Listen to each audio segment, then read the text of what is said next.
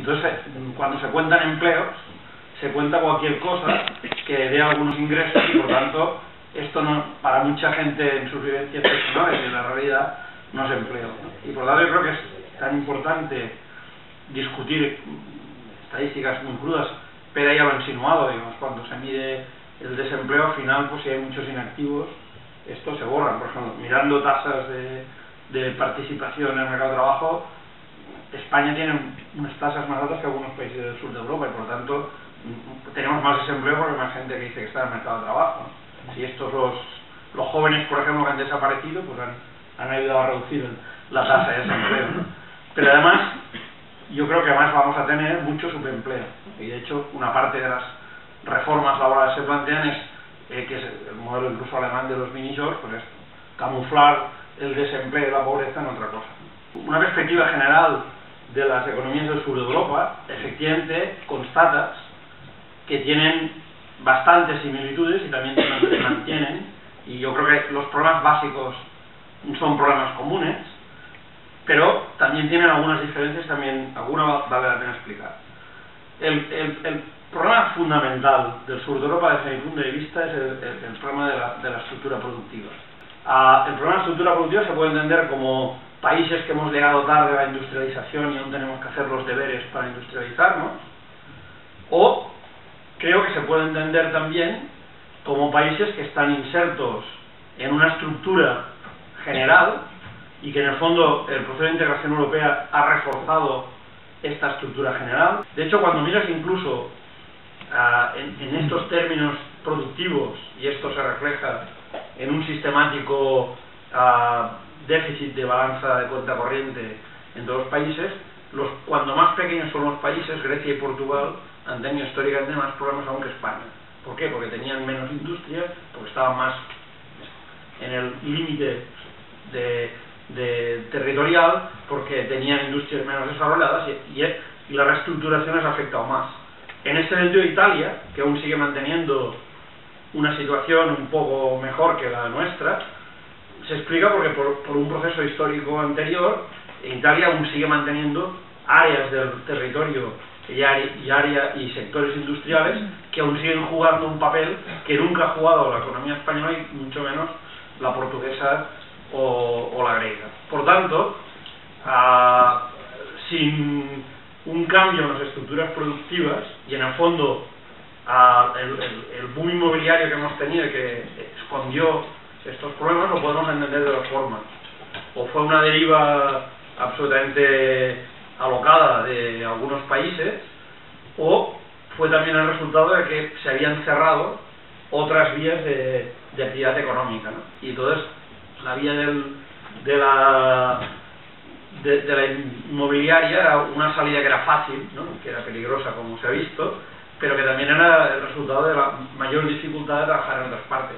Que sin cambios en la estructura productiva tenemos sistemáticamente un problema, que es un problema que tiene un impacto macroeconómico, que es el déficit de la balanza de cuenta corriente, y un problema de empleo.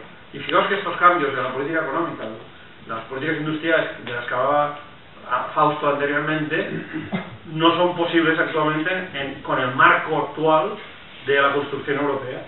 El marco actual de la construcción europea genera una rigidez, en parte, por ejemplo, en el tema monetario con el euro, pero también en la forma de diseñar las políticas, porque yo creo que no son políticas pensadas en términos de generar un espacio europeo más o menos homogéneo, más o menos parecido, sino que en cierta medida, y hablando en términos gruesos, son políticas imperiales, ¿no? Son políticas diseñadas para que unos núcleos de poder mantengan una estructura que es la que es. La segunda cuestión, yo creo clásica, de los países del sur de Europa es la debilidad económica del sector público. Y esta debilidad acaba teniendo impactos en muchas cosas, ¿no? Acaba teniendo impactos en esas mismas posibilidades de política de reestructuración. Si vamos a tener que cambiar de sectores económicos, va a haber que movilizar recursos y va a haber que movilizar políticas, y esto al final siempre lo acaba haciendo el sector público. Entonces, lo que históricamente ha caracterizado el sur de Europa ha sido estados económicamente débiles asociados a una enorme tolerancia hacia la evasión fiscal y hacia cargas dobles, ¿no? Y entonces esta debilidad de Estado impide políticas de tipo de movilización de recursos y de cambio de modelo, también impide empleo directamente, ¿no? Porque al final tenemos menos servicios públicos, tenemos menos trabajadores públicos, tenemos menos bienestar público, porque tenemos estados que son incapaces de satisfacer. En el caso de España, aparte de que hemos tenido menos empleo de este tipo y menos gasto público, yo creo que hemos tenido mucho más gasto público en obras por el papel que ejerce el lobby de las grandes constructoras en definir las políticas que se hacen en el país, ¿no? El problema es que las políticas que se están aplicando en la crisis, en lugar de ayudar a resolver estos dos problemas, lo están agravando.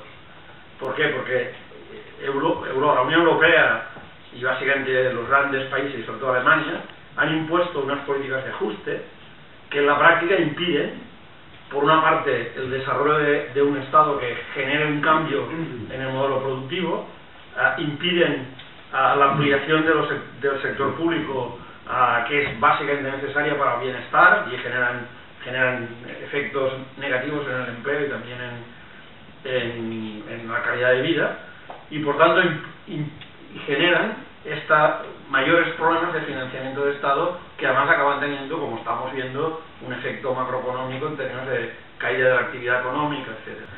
El tercero, que es bien conocido, es el problema del papel de la familia, la insuficiencia, digamos, la carga sobre las familias de una buena parte del trabajo, y esto significa una carga particular sobre las mujeres. Esto genera, digamos, esta menor tasa de participación femenina, esta participación femenina más sesgada en el mercado laboral, y por otra parte un problema de sobrecarga de trabajo no retribuido en las unidades familiares, ¿no? Y una vez más, este modelo, que es un modelo que viene en parte pues de la continuidad de viejos sistemas, y por otra parte, en parte, de la insuficiencia de la creación de un sector público y de políticas igualitarias bien pensadas, en la crisis actual esto viene reforzado, ¿no? Viene reforzado porque los recortes en el sector público se transfieren. Mi punto de vista es que la crisis ambiental es el tsunami que va a venir, y que además en el sur de Europa nos puede afectar de muchas formas. Por ejemplo, una forma muy convencional de ver esto, la crisis ecológica, es una cosa muy compleja, está pesando, es en el tema del aumento de los precios de los productos petrolíferos. Todo el mundo que trabaja en economía de energía piensa que estamos cercanos al pico del petróleo, y que con una mínima demanda creciente los precios de los productos energéticos seguirán subiendo. Fijaos que en economías como las del sur de Europa, que no producimos prácticamente productos petrolíferos, pero en cambio consumimos en grandes cantidades, esto tiene un impacto económico convencional importante. De hecho, en los 2 o 3 últimos años, la inflación moderada, y que no tendría que preocupar, pero preocupa porque hay unas directrices de política económica que exigen que no haya inflación, pero 2% de inflación es ridículo, ¿no? Pero prácticamente el elemento inflacionario crucial es el del precio del petróleo, y este elemento inflacionario que tiene poco que ver con las teorías que normalmente utilizan los economistas sobre la inflación, sigue pesando sobre la definición de las políticas económicas, y sigue pesando sobre la desestructuración del sector. Por no contar, digamos, los impactos ambientales que a corto plazo que a medio plazo puede ir generando los problemas de calentamiento global ligados a cambios climáticos, ¿no? Estamos en un año de sequía, y todos sabemos que detrás de la sequía va a haber una mala cosecha, ¿no? El sur de Europa está situado en un área del planeta que es de las más sensibles al cambio climático, y por tanto esto una vez más nos debería pensar que a medio plazo mantener un nivel de calidad de vida exige cambios importantes en la ordenación del proceso, ¿no? Por ejemplo, cambios en las políticas energéticas, cambios en las políticas de transporte, que además a lo mejor tienen potenciales de empleo importantes, pero si no hay políticas, si falla lo primero y lo segundo que os he dicho, el problema es complicado, ¿no? Es la enorme desigualdad regional que existe, ¿no? En términos en cualquier indicador que cojamos, el territorio juega. Y primero indica que un Estado unitario tampoco garantiza, digamos, desigualdades, ¿no? Pero además yo creo que es un tema que entretiene mucho a las políticas, porque además genera, al menos tanto en Italia como en España, un enfrentamiento norte-sur que más ensucia, digamos, el debate, más que arreglarlo, ¿no? Digamos, y parece que el problema de la economía catalana sea lo que nos roba Madrid, que después cuando haces cálculos hay 6 evaluaciones diferentes y nos roba más, nos roba menos, pero permite que... ¿no? Bueno, por tanto yo creo que todos estos problemas juntos generan un problema de estructuras sociales y estructuras productivas inadecuadas y que generan el desempleo. Y el problema es que sobre estas políticas, la respuesta de las políticas económicas dominantes, en lugar de decir hay que hacer estas reformas, hay que plantearse en serio estos problemas, lo que están generando es actuar sobre los efectos. Y uno de los efectos es un problema de crisis del empleo y de desigualdades enormes en las condiciones de empleo. Es que a corto plazo estas políticas, en lugar de ir a resolver estos problemas, los van a empeorar. Impiden cambios estructurales en la economía, impiden un desarrollo del sector público decente, impiden pensar y cambiar las relaciones entre trabajo doméstico y trabajo mercantil, y por lo tanto están abocadas, yo creo, a menos en un plazo de término medio de los 2 o 3 años que nos preocupan, a un enorme desempleo y a un enorme aumento de formas, digamos, precarias de empleo. Una sociedad con un empleo deteriorado y con formas de vida, digamos, donde la precariedad y la informalidad pues están muy toleradas, porque al final, claro, esto se legitima. Si no hay empleo normal, pues bueno es lo que me dé algo de dinero, ¿no? En lugar de llevarnos a unas medidas que rehagan la situación, lo que están provocando es unas tendencias que son tendencias, digamos, en cierta medida que nos alejan del equilibrio y nos llevan a una situación realmente peligrosa.